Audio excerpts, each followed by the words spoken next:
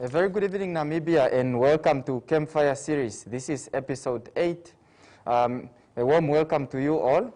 My name is Absai, and I'm joined by Helena Amuelo.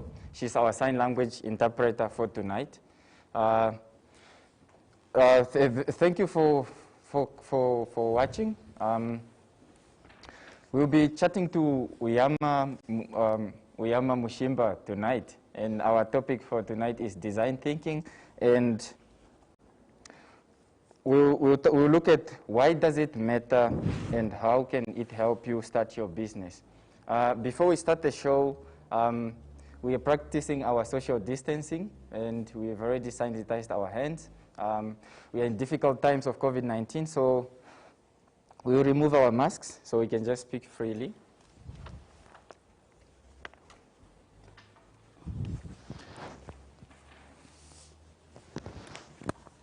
Yes. All right, now we can talk freely. All right.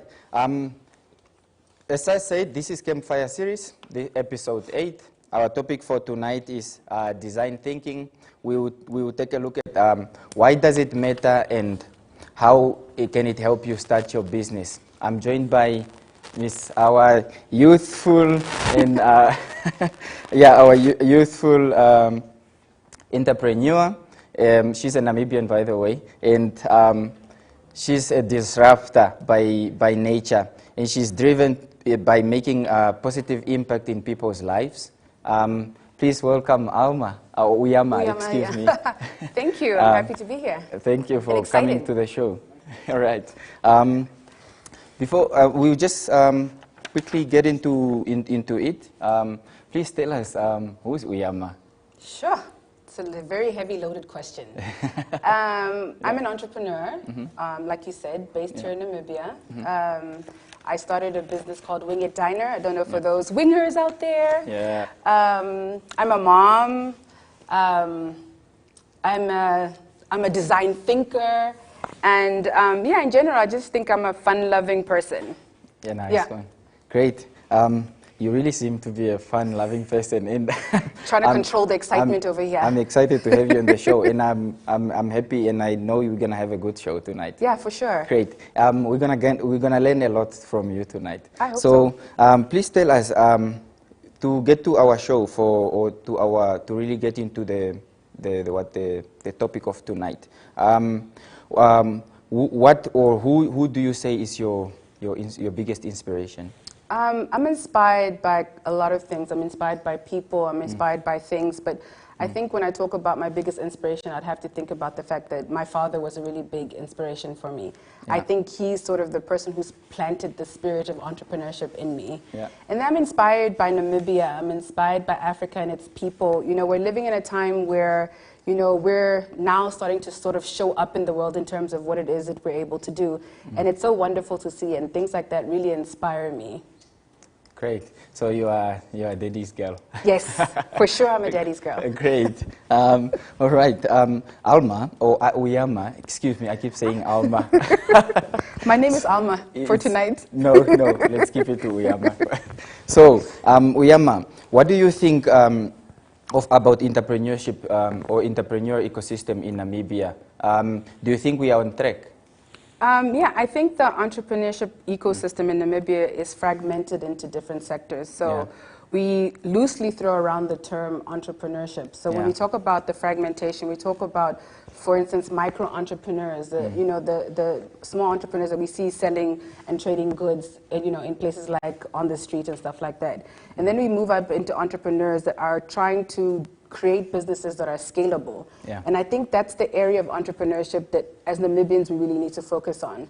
I'm very excited to see that, because of COVID, you sort of see that people are looking at entrepreneurship differently. Yeah. And a lot of these tech startups have actually just blossomed everywhere, which is nice. So COVID happened and suddenly restaurants couldn't open up. And then you saw people developing services such as delivery and stuff like that, which is obviously one of the elements of design thinking is sort of identifying a problem in the market and, going after it. That's very true. And also maybe just to add on that, I've seen COVID-19 is really a learning curve for all of us. And yes. It really made us, or especially in the business sector, it made just people to really change the perspective of how they used to do business. Right. Yeah.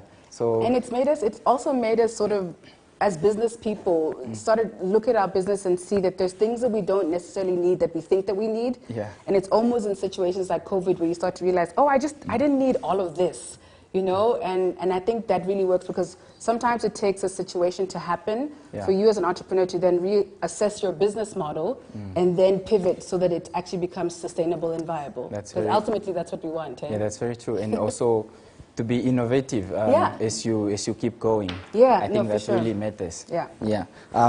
Right now, what do you think about or being a woman in business?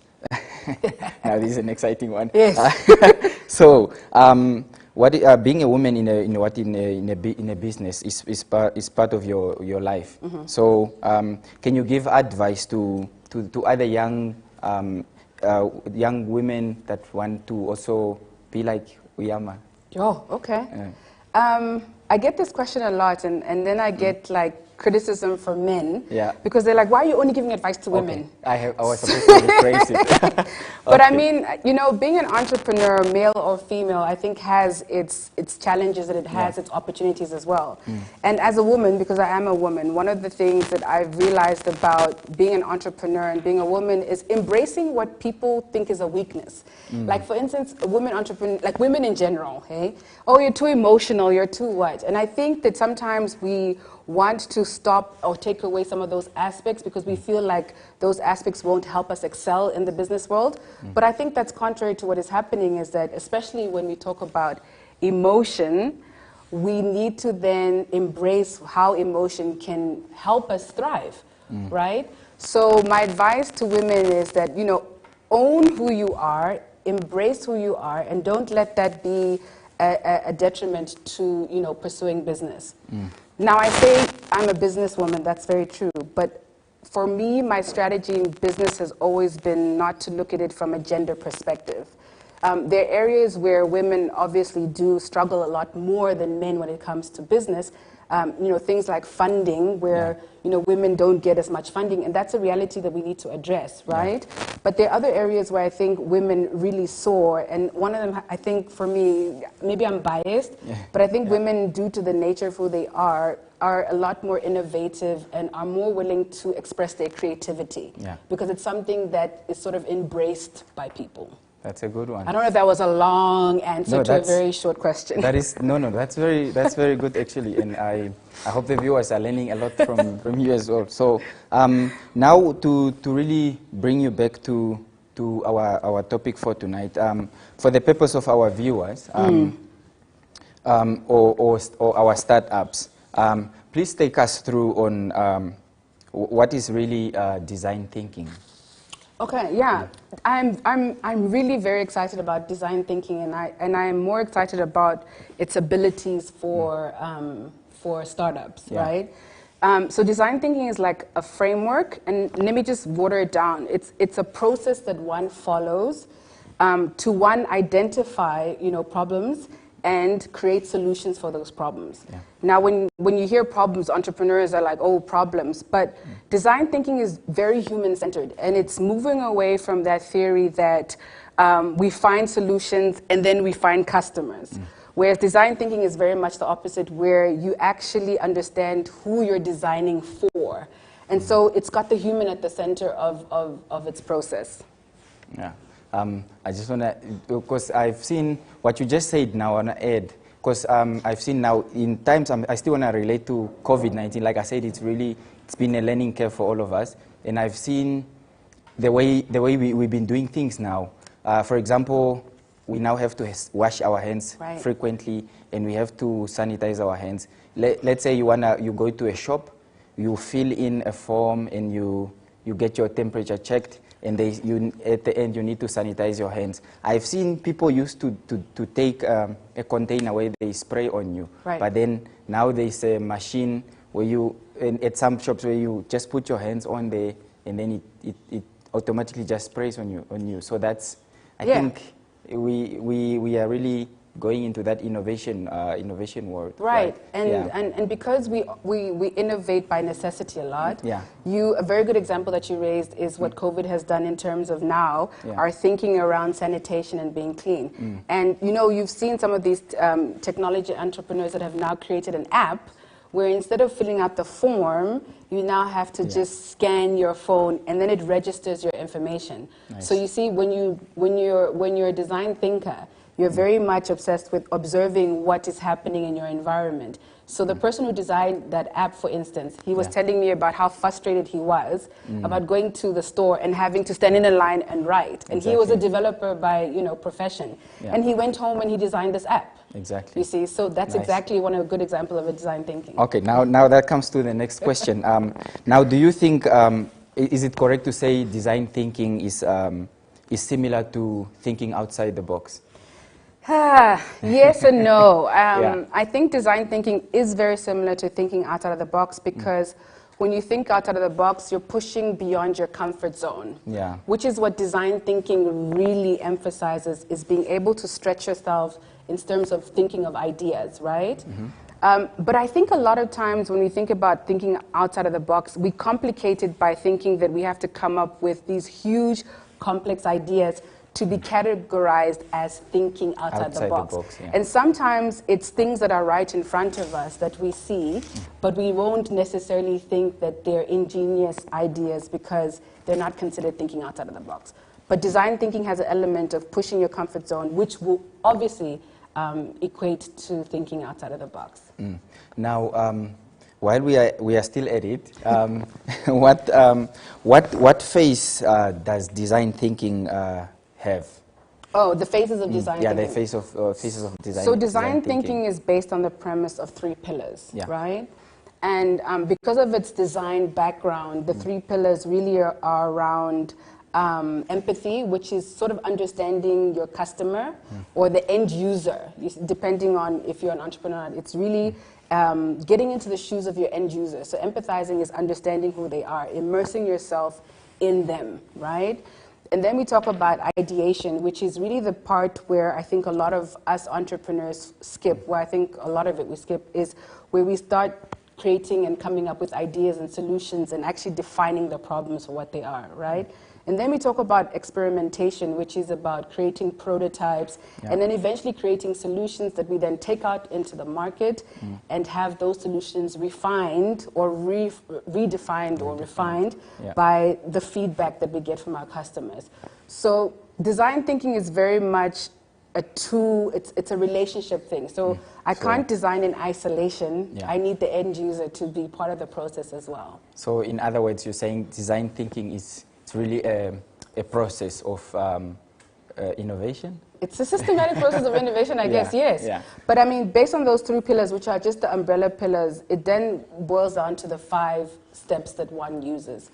Now, the 5 steps, people think you have to use them in a linear fashion. That's very true if you're in the beginning part of design thinking.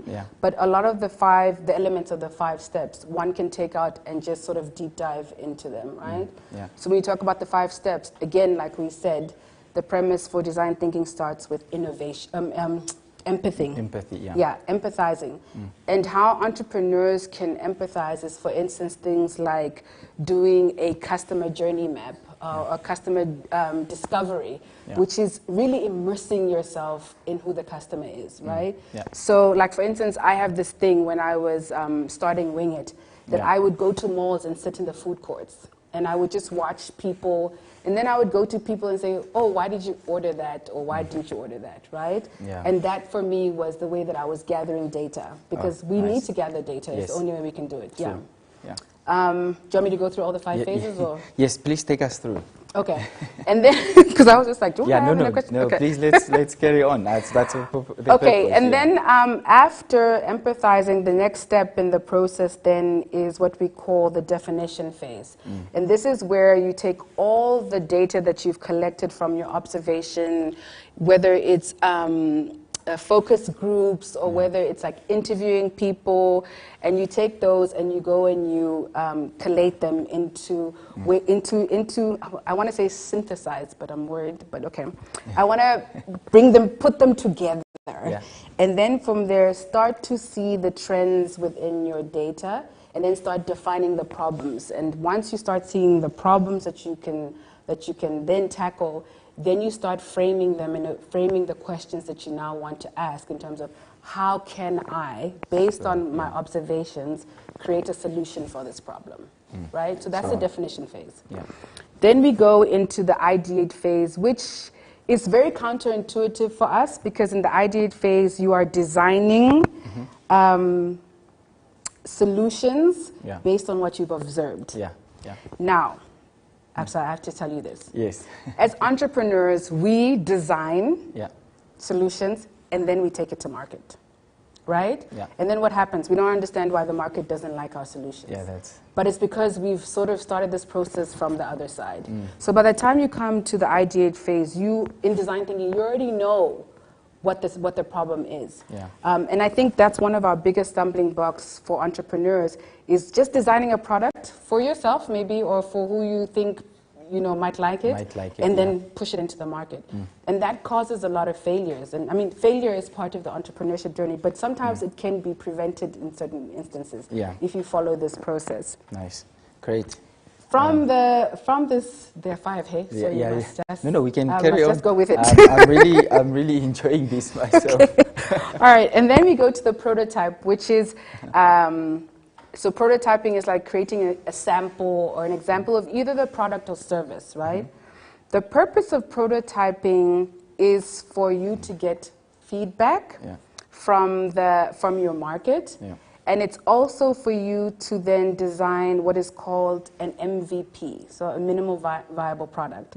And that's the first phase of the product that you will then take to market. Why that's important is because you don't want to enter the market with a product and the market has not seen this product already, right? Because the likelihood of the market seeing this product and saying, we don't want that, is very high. So prototyping allows you to get feedback based on a very inexpensive process where you design something real quick. An example of prototyping that I've used in my own business, if I can, is when we started Wing It Diner, we used to do taste tests. And so we would then prepare the menu based on the feedback that we got, and then we would get people from different demographics, backgrounds to come and taste and give us feedback. So that was our way of prototyping and sampling our menu before we went and spent all this money setting up a shop and starting a business, getting a loan from a bank, and then doing all of that. So prototyping for me is the most important part in the design process. Okay, then lastly, we get to the testing phase where you now take your product out into the market and you let the consumer interact with your product. And that phase is also very important because, and I think it's one that we do it, but then we don't take back the feedback and iterate and refine our product. So when your product is out there, that's not the end of your design journey, right? Because then it starts again, because it's a loop. Process, it's a loop again, because now you observe, how is the market interacting with my product? Where can I change? And then again, you're collecting more data to go back through the process, right?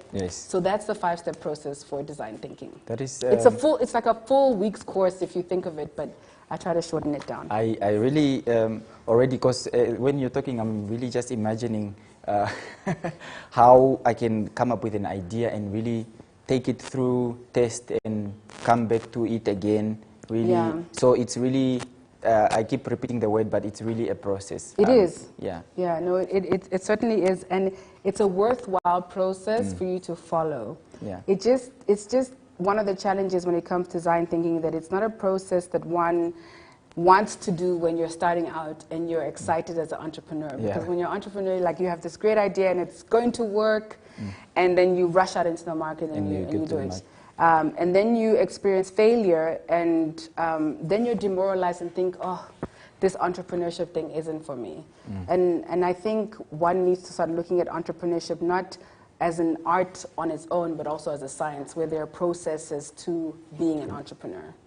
Now, do you think I'm at maybe I'm at a farm and I want to start a chicken farming business. Now, do you think it's a really good business, by the way? I'm not laughing because it's not a good business, but that's an no, interesting example. Yeah. No, but I just want to now still bring in the part of design thinking, because I just have it in my head. I'm going to start a chicken farm and I'll start selling, but I didn't go through this process. Do you think it's compulsory to really go through the design thinking process? I think there's elements of going through the process that one should adhere to. Yeah. But I think design thinking really works. Okay, your example, is valid in terms of you want to sell chickens and stuff. But I think when one follows the design process, it's usually when you want to scale your business, Yeah. And yes, so if you are a chicken farmer, you would need to do an element of design thinking where it would be, who's your customer? Yeah. Right? So it's not about rearing chickens and then just selling them. It's also about the end user, who's actually going to consume your chickens. Yeah. And questions like, why are they consuming your chickens? What sort of chickens are they consuming, How often do they consume? Because one needs to also understand that, selling equals, you want to make money. Yeah. You're not doing it for mahala. I mean, it's not for free. That's very So how true. do you then understand you're going to get a return on your investment if you don't actually follow a process? Right? Yes, that answers my question as well. And I hope all the viewers are learning a lot from Ujama tonight. This is Campfire Series, episode 8. Our topic for tonight is design thinking and why does it matter in helping you start your business. Now on to the next question. What are the problems with ingrained patterns of design thinking? What are the challenges when it comes to ingrained thinking? So design thinking requires you to embrace ambiguity, right? And ambiguity means embrace uncertainty, things that you're not used to. Yeah. Now, when you've got ingrained thinking, what happens technically is that you revert back to the known, what you know, or what you think you know. And what that does is that it doesn't allow you to step out of your comfort zone and be able to then be curious about things that might not be in your sphere of knowledge, right? Yeah. And then that's the problem of the thinking outside of the box that you were talking about. When you're ingrained in this repetition of, this is how I do things, you are unlikely to step out of that and do something else differently. And design thinking fundamentally forces you to step out of your comfort zone. You have to push the boundaries. So when you do design thinking exercises, for instance, right, they always say, come up with a solution to this problem, but push yourself a little bit more. Don't just think of the obvious. But if you've got this repetitive, but this is how it's done. It's very hard for you to then step out of that thinking. That's really true.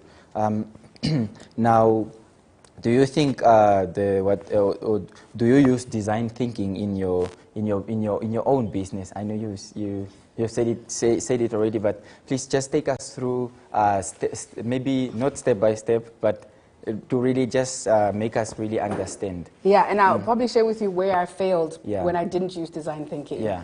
I use elements of design thinking within my business. I wasn't as familiar with design thinking as I am now when I started my business. Yeah. So that's why I was saying hence where I have failed.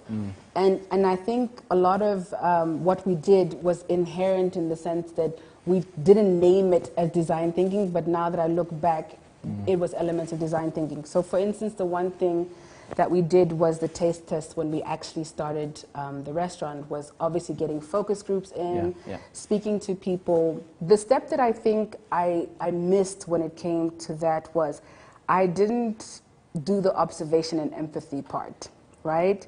And I think that stems from sometimes our entrepreneur thinking where you come up with this brilliant idea and then you're like, this idea is going to work, without doing the first part, which is the empathy part of design thinking.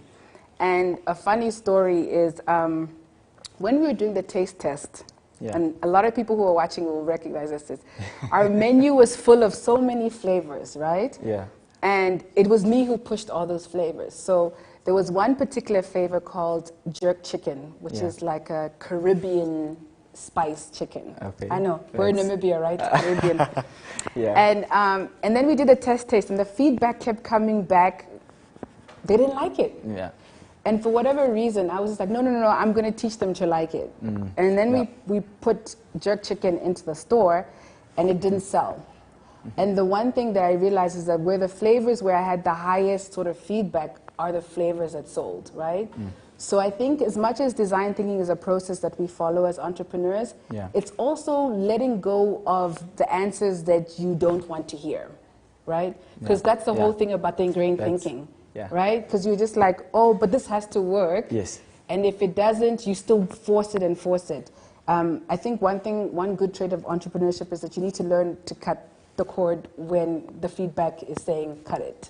Yeah. So you're saying we should, as entrepreneurs or startups, we should learn from criticism. Oh yeah. Or we should take criticism or positive criticism very serious into setting up our businesses. Yeah, no, for sure. And I think criticism is how you define it. If you define criticism to be something about you as a person, it becomes very hard for you to then overcome some of the challenges that you observe. Yeah. But one of the things that is very, very true about entrepreneurs is that when we start something, we breathe life into something, we own it, it's like our child. Yeah. It's what they call the founder's dilemma, where you don't want anybody to criticize it. And I think it's a weakness that entrepreneurs have. Yeah. But once you overcome that weakness and reframe it, then I think that's when entrepreneurship can be successful. All right. Now, let's just wind it down a little bit. I would want to know from you, just personally, how do you use design thinking in your own life? I've become a lot better at using design thinking in my own life. Where, like I said, I think one of my favorite pastimes is observing people. Yeah. Immersing myself in understanding people that don't think like me, don't act like me, and also the prototyping part, you know. When I started Wing It, I didn't quite do that very well, and there were certain challenges that I think I could have avoided. But when it comes to prototyping, I think it's one of the areas that I would like to spend a lot more time on. Yeah. That's a good one. Now, are there certain mindsets that one needs to have when it comes to design thinking? Yes, for sure. Like in everything else, I think there are certain mindsets that one needs to at least try to adapt or adopt. Yeah. The one is confidence when it comes to creativity. You know, we think creativity is not for all of us. And it's amazing how you have a design thinking exercise, and the first thing someone will say to you, usually a guy, is, I'm not creative, you know? And the reality is that everybody's got the ability to be creative. It's that ingrained thinking that we talk about, that you have to be able to say, okay, fine, it's not something that I do, but it's something that I can learn. And then the other thing about design thinking mindset is embracing failure. And yeah, that is true for entrepreneurs in general. But when it comes to embracing failure, it's understanding that failure is an event and not a person. So that failed. That doesn't mean I failed, you failed, right? Yeah. And that's a mindset that one needs to adapt, because you have to reframe your thinking around failure. Right, and the other thing, the other mindset, I wrote it down. Let me just get to my notes. Yes, please take us through. The other mindset that I had here was about, empathy. And I think we've spoken a lot about empathy. I don't have to repeat that. We talk about empathy. But the other mindset is make it. And by make it, I mean, we all have wonderful pie in the sky ideas. But I think the mindset has to, on a certain level, be, yes, this is viable, this is something that can actually happen, right? And then the other mindset is the ability to share the story of the product and service with people. We think the product needs to speak for itself, but we need to tell the story about the product. And I think that's something that we need to practice more and more, is telling the story to our end user about the product, right? Yeah. Ooh, let me see if I've got any other. So a design thinker has to be, not has to be, because I don't want to give rules about it, but it requires an optimistic mindset. So it's understanding that it's a process, and that at the end of this process, there is going to be an outcome, right? And being optimistic about what it is that you can create from this process. Yeah. Yeah, great. So now when we talk about failures, because there are a lot of failures in business. Now, I want to just quickly just go into, I haven't that idea, but then I come up with a very exciting idea, and I've seen it happening quite a lot. A very exciting idea that I come up with. We take it to the market, and then get so exciting for the next 2 years or 3, and then later you see it just kind of fade out. What do you think that really entrepreneurs needs to work on when it comes to that? Yes, that happens a lot. It's even happened to some of us, where failure has been a reality. Yeah. And my thing is that you won't be able to find an entrepreneur on this planet that has not failed. And the ones that are succeeding are the ones that have failed multiple times, right? Yeah. And I think the one thing that we need to understand about entrepreneurship is that it's not a sprint as much as we think startups are scaling quickly to sell. It's actually a marathon that requires a lot of tenacity and grit, right? And it's like I said before, like failure is an event and it's not a person. Embrace it. Yeah. Because from the failure, like that. you are able to learn lessons about what went wrong, and you can then iterate or come up with new ideas in terms of how to change it. But if you feel that failure defines you as a person, you'll never have the confidence to look at the situation from a learning perspective, right? And as entrepreneur, the one thing that you must be always willing to do is learn. Yes. If you don't want to learn, you're in the wrong industry. Eh? That's true. Yeah, you really are. Yeah. Because every day we're learning. I mean, I lost my father. He was in his 60s or whatever. And every day he was still learning. He made it a point to always keep up with what was new and fascinating in his industry. Now, do you have any maybe any more examples of design thinking? In Namibia, apart from the check-in thing, which I thought was very fascinating, there's one company that I find actually that has really done design thinking very well. It was a case study that I recently read, was how they were changing the pharmacy model. You know how like we go into the pharmacy, we get a prescription from a doctor, and then you have all these tablets and pills that you have to take. The shelves, Yeah, you know? Yeah. How many times do you finish your medication? As soon as I know I feel better, and then you just like sort of abandon it, right? And so what this pharmacy business has done is they've taken away the whole front end part of the business, because they started to observe like what is it that the end user actually wants when it comes to using a pharmacy service. The end user wants their pills to be packaged, and they want to be told how they should take them, right? And not in a bottle, in like a little, like they've packaged it where they ziplocked your thing. So they deliver your medication to you every week, and not in the bottle, just in a little thing that tells you, okay, Ujama, today you have to take this. Nice. Right? And I mean, then you don't have that situation where you're like, oh, I don't remember what I'm supposed to. It's already pre-packaged for you. And I think that is where we see design thinking really comes in. And being human-centered. That's the thing, right? At the end of the day, it's about the human and the end user. True. Yeah. So I think that's a very good example, because maybe I'm forgetful as well, so I don't have to think, okay, what time did I take my medication last time? So I will look at what already created, and that works. Exactly. I think that's really good, and a good idea, and a good example of design thinking. And here in Namibia, it uses the element of design thinking is telemedicine. I don't know how familiar you are with I know. Shout out to telemedicine. There's a company called Macquarie Health that is running a pilot actually, and this is their empathy phase of their design thinking process. They're running a pilot out of a pharmacy and giving people the option to be able to see a doctor on a computer. So virtual consultation, right? Depending on what the feedback is for that, is how they'll roll out that product. But right here in Namibia, there are great examples of how companies are using design thinking. Nice. Now, still onto on examples. I find what do you call them? Industrialization or industrial designers. I'm not sure if you're familiar with the industrial designers, but I feel they are the ones that really help us, especially the things we use. I feel they play a very big role in our lives. So, do you think there's still more examples of design thinking into that field? Yeah, I know you're not an industrial designer.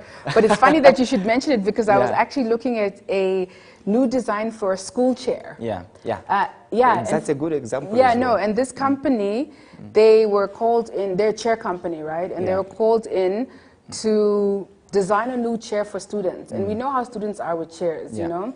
And what they did is that they followed the actual design thinking process.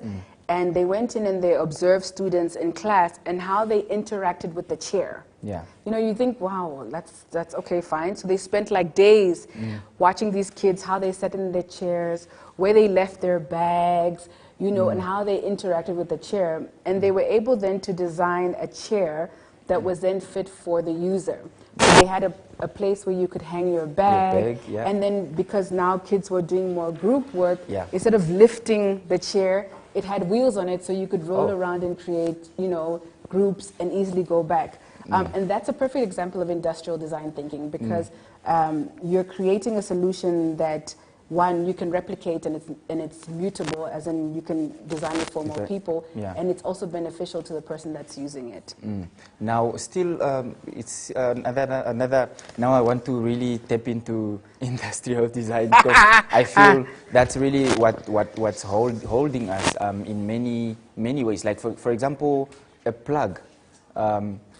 There's just some that don't work. And, and you'd want to think, what were they thinking of coming up with something like this that doesn't work? Now you see examples again of that plug being changed, and that's a good thing, because now it's user friendly. So I feel design thinking is really like you said, it's to understand and come up with a solution that really works, but bringing in the innovation, right? Now, what are the examples that will maybe give us onto industrial designing? I think we're also giving some good examples to our viewers. So if you have a notebook, please take this down. I know we want to see more examples of design thinking, and we would want you to come to Startup Namibia. You know, I want to talk about design thinking. Yes, you say industrial. But I want to relate it back to the environment that we're in, where I think design thinking plays a role in the African context, right? And I say that because we've got lots of challenges in Africa, right? And in Namibia. Let me just bring it down to Namibia. We've got lots of challenges in our communities that, one, I think using design thinking can really help us to solve a lot of these things. So you look at, like, for instance, areas like poverty, education, healthcare. You know, my thing is, if we can find entrepreneurs who are looking at some of the serious challenges that we're facing and can come up with solutions for those, I think design thinking would be one of them. I'm very passionate about education. It's like my thing, and I think that design thinking and how the process is used can help us to really start creating curriculums that really benefit Namibian students in a way that they can go out into the world and be impactful in our community, right? And so I think those are the areas where, if you're an entrepreneur out there, you know, listening to me today, look into the environment that you're in right now. Look at the communities, look at your schools, look at your families. What are some of the challenges that you're seeing that you can think that you can actually try to solve? using design thinking. And if you're going to do a design thinking course with you guys, then I think really suggest that to people. Because it's nice to create, you know, great apps and stuff, but people are suffering from water, like they don't get access to clean water. People don't get access to electricity. Those are the things that we should be doing for our communities. That's very true. We quickly take a break. We'll be right back.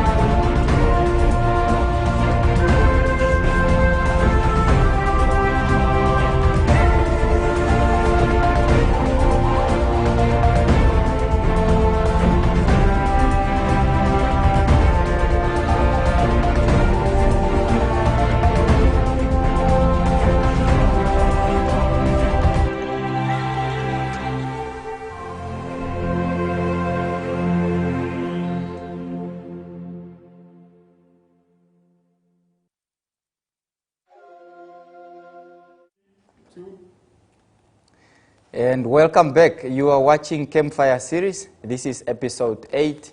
I'm sitting with Ujama, and our topic for tonight is design thinking and why does it matter and how can it help you start your business. So, Ujama, I just want us to go back again into design thinking. We talk more about design thinking. Let's quickly look at diversity on the design teams, or the teams, yes. Right. Yeah, this is a great point because I think we don't really talk about teams when it comes to design. Well, in design thinking, it's a team-based exercise, but in reality, a lot of times founders are solo founders. Now, the importance of having diversity on a team is because you want to have people on a team that come from different perspectives because that's where the empathy comes from, right? Yeah. Diversity in a team is actually very rich and it actually adds a lot of substance to the process of design thinking. So for instance, when you've got teams and you're all just a bunch of engineers, the reality is that you're not going to think outside of your scope, right? You're going to focus on how you've been ingrained to think. The nice thing about diversity is when you bring in people, for instance, diversity in gender, having women in your group or having different people from different ethnic groups in your group, ages, that's a very big thing, is because when someone looks at a problem, we're all looking at it from our own ladder of inference, right? Which means our own lived experience, how we've lived, where we've grown up, our values. We apply those to a problem, right? And why that is so rich when it comes to design thinking is that it allows you to come up with ideas that, one would have never thought of if you were doing it with people who look like you, think like you, do what you do. And so I think that, the diversity in the team is actually the glue that makes design thinking successful, right? And I encourage that for entrepreneurs to look at people who are not like you. Because the reality is that they'll look at a problem and they will interpret the problem a lot differently from you. That's informative. Yes. Great. Now, we're still talking about teamwork and diversity. Like you said, it's very important in design thinking. How would you advise the entrepreneurs or startups to dive into that or get into that space of teamwork and really incorporating diversity? How would I suggest that entrepreneurs do that? You have to step out of your comfort zone. Because by the very nature of group work, it comes with so many dynamics. When you're dealing with people, we're all different. And sometimes the easier option is to do things by yourself, right? Whereas I think the founder or the initiator of the process needs to have an awareness about why it's important to have a diverse team and really seek out people who are not like you. And I keep saying that because it's really true. When you're working in a team, make sure that you go out to the person who thinks the total opposite of you. Because chances are that person is going to bring nuggets or gems to the process that you would have never thought of, right? So, we go and we take our friends. So founders usually start businesses with their friends. But the thing about your friends is you all think the same. Birds of a feather flock together. That's why really friends, Exactly. So I think the challenge is really just to step outside of yourself and be able to appreciate diversity. And I think it starts there, appreciating things that aren't like us, look like us, think like us. Now when you were talking about diversity, you just gave me an idea of students at school. One is doing, a group is, a few are doing engineering, these are doing marketing, and and all other courses.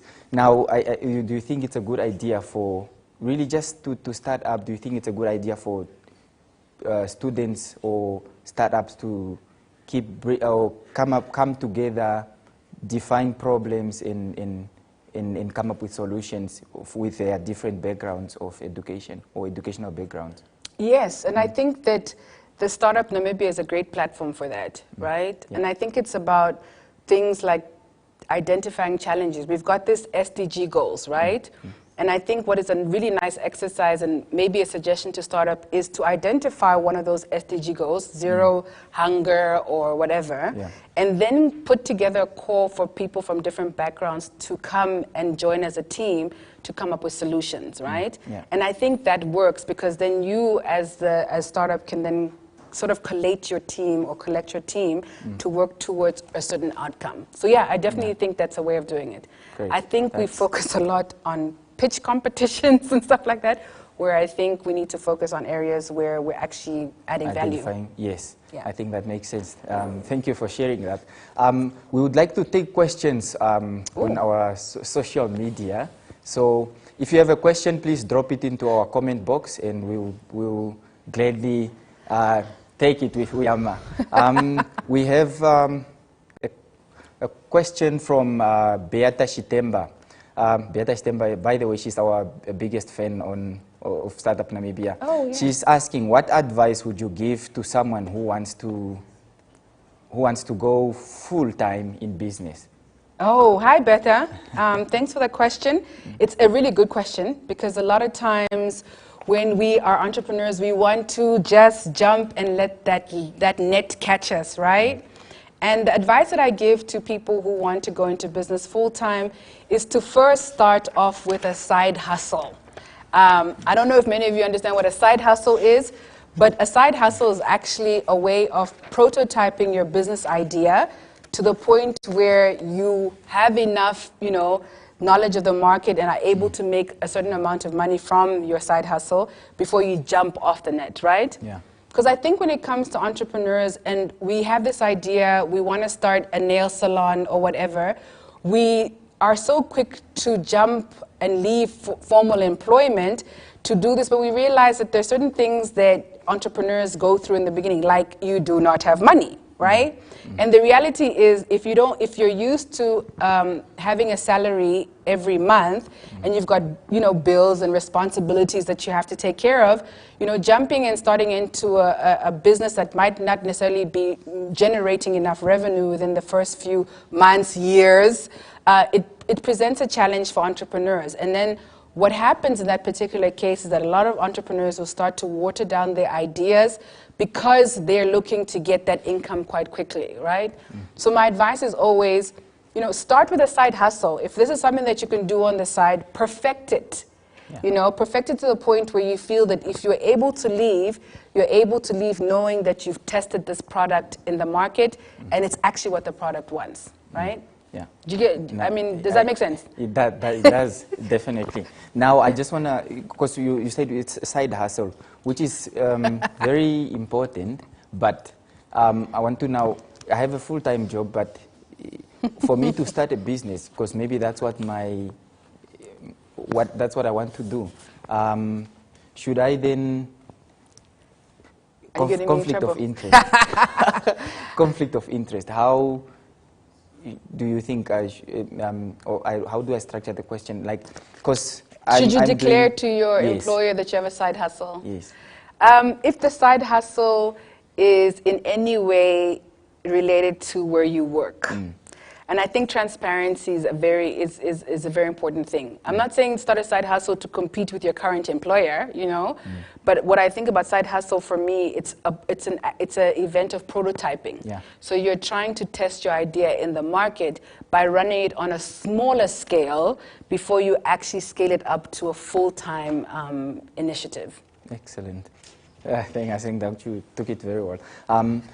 There's a comment from Benaya Shikesho.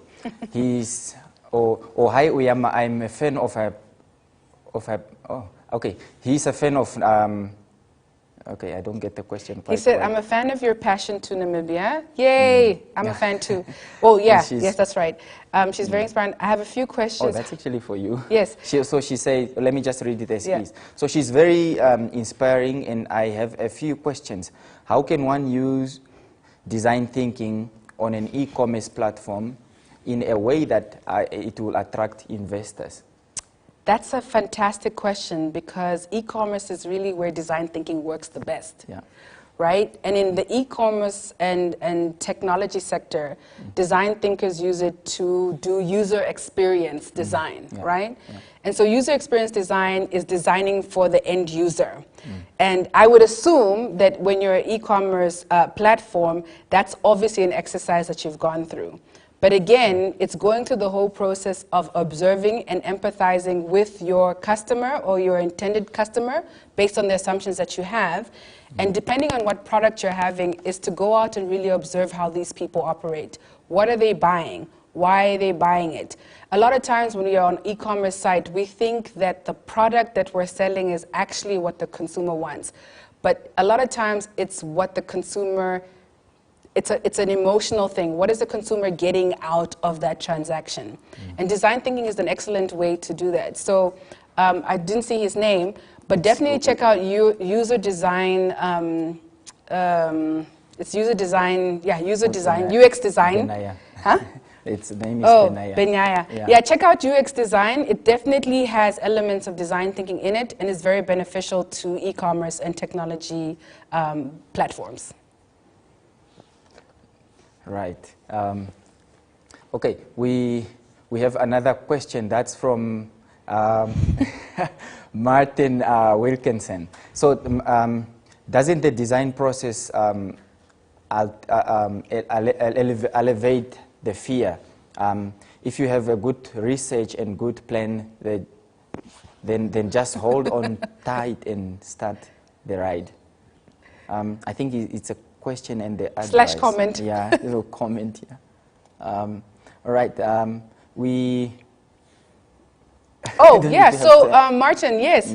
Doesn't design thinking process, yes, it does to a certain extent alleviate fear, but one needs to remember that the design thinking process is also based on assumptions in the beginning, right? And assumptions aren't necessarily verified until you go through the experience of prototyping, testing, and then putting out into the market this MVP, the minimum viable product. Fear necessarily isn't eliminated by success. Fear is one thing that we have, and achieving success in a sense doesn't necessarily alleviate it, but the process does definitely help to minimize the fear of the outcome of a business solution. Yeah. So to a certain extent, yes, and to another, no, because we're human and so we're always scared. Yeah. Okay, we are running out of time. Oh no! Unfortunately, but it's quite an exciting show, and we are learning a lot from you tonight from this session. So the comment from Beyond Video. It's Beyond Video. Is great episode. Thank you, Beyond. Thank you. Yeah. Now. We have another, that's from Elizabeth Goddess. Good platform to promote entrepreneurs. Startup Namibia, good job, well done. I agree. Thank you, Goddess. I definitely agree with you, Elizabeth. Yeah, right. Now I still want to, we're out of time. So unfortunately, that's all we had for you tonight on Campfire Series. This was episode 8. Join us again next week, Thursday. I would like to thank Ujama. Thank you not Alma. Thank you very much for coming to the show tonight and really sharing a very informative information with us. And we really, even myself, I really learned a lot from. Oh, thank you. I hope the viewers also took out some very good points, and we're going to see more business and really user-friendly ideas in the next. So we're looking forward to engaging with you more. If you have questions or you want to get Ujama's points, send us an email on hello@startupnam.org. And if you'd like to view the rest of our episodes, go to our YouTube channel, that is Startup Namibia. And also subscribe to our newsletter, that is at www.startupnam.org. On the top right corner, there is a newsletter subscription form there, and you'll be able to be part of our community. I would like to thank everybody, and to the production team and all of us in studio, good night. Good night.